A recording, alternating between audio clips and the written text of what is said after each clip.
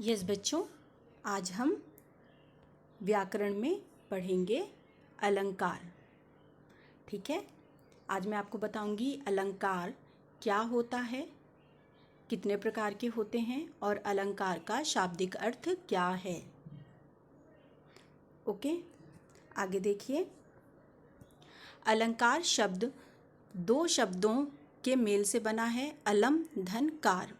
अलम का अर्थ है भूषण और कार का अर्थ है करने वाला। इस प्रकार अलंकार का अर्थ है आभूषण। ओके, अलंकार का शाब्दिक अर्थ क्या है? शाब्दिक अर्थ की अगर हम बात करें, शाब्दिक मीन्स किसी शब्द का कोई अर्थ होता है ना, तो इस तरह अलंकार का शाब्दिक अर्थ क्या है? आभूषण।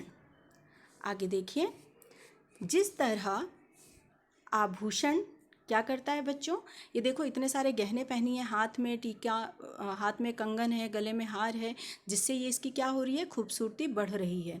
तो जिस प्रकार आभूषण किसी व्यक्ति की सुंदरता को बढ़ाते हैं, उसी प्रकार अलंकार जो हैं वो काव्य की शोभा को बढ़ाते हैं। अलंकार काव्य की शोभा को बढ़ाते हैं। आगे, काव्य में शब्दों व अर्थों से चमत्कार उत्पन्न होता है। शब्दों एवं अर्थों मतलब जैसे शब्दों का जब हम प्रयोग करते हैं और उसका जब हमें अर्थ समझ में आता है, तो इससे काव्य में चमत्कार उत्पन्न होता है। काव्य समझते हैं आप क्या होता है? जो कविता होती है, कविता, दोहे, ये जो होते हैं इनको कहा जाता है काव्य। काव्य गेय होते हैं। गेय का मतलब होता है इनको गाया जा सकता है, सुर में गाया जा सकता है। ठीक है, तो काव्य, कविता या दोहे या पद, इनको कहा जाता है काव्य खंड। ओके, तो काव्य में शब्दों व अर्थों से चमत्कार उत्पन्न करने वाले तत्व जो होते हैं उन्हें ही अलंकार कहा जाता है। आगे देखिए, अलंकार के दो भेद हैं बच्चों। दो प्रकार के अलंकार होते हैं, एक है शब्दालंकार और एक है अर्थालंकार। ओके, हाँ बच्चों, अलंकार के दो भेद हैं, शब्दालंकार और अर्थालंकार। अब ये आइए, लेकिन मैं यहाँ पर आपको केवल शब्दालंकार के ही भेद समझाऊंगी। ठीक है, तो आइए जानते हैं कि ये शब्दालंकार क्या होता है। शब्दालंकार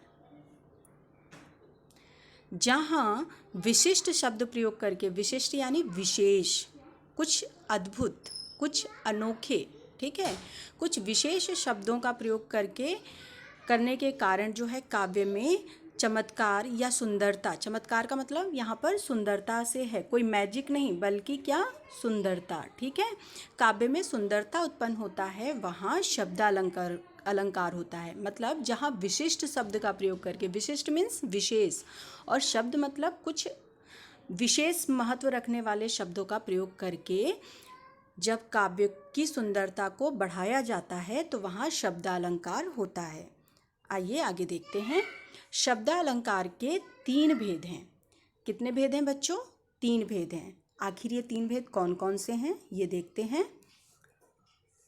पहला है अनुप्रास अलंकार, दूसरा है यमक अलंकार और तीसरा है श्लेष अलंकार। बच्चों, ये अलंकार का कौन सा भेद है?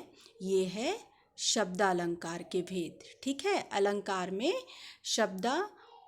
शब्दालंकार जो होता है, यानी शब्द के आधार पर जो भेद बताए गए हैं, तो शब्दालंकार तीन प्रकार के होते हैं। शब्दों के आधार पर अलंकार तीन प्रकार के होते हैं, अनुप्रास अलंकार, यमक अलंकार और श्लेष अलंकार। लेकिन बच्चों, इसमें मैं आप लोगों को केवल दो ही अलंकार समझाऊंगी। ये आप आगे 9th में पढ़ेंगे। ठीक है, 9th में विस्तार से पढ़ेंगे आप। तो बच्चों, आज मैं आप लोग को इसमें अनुप्रास अलंकार और यमक अलंकार, इसको ही समझाऊंगी कि इसकी पहचान क्या है। ओके, आगे मैं आपको अगले वीडियो में समझाती हूँ।